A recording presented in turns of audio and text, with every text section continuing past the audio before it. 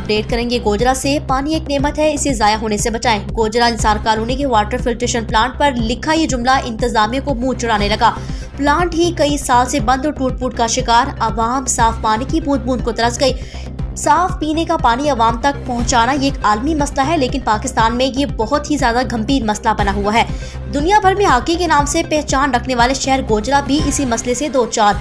General Parvez Musharraf के दौर में इंसार कॉलोनी गोजरा में बनाया जाने वाला साफ पानी का प्लांट कई साल से बंद पड़ा हुआ है और टूट फूट का शिकार। इंतजामिया की जानिब से वहां लिखा गया जुमला कि पानी एक नेमत है, इसे जाया होने से बचाएं।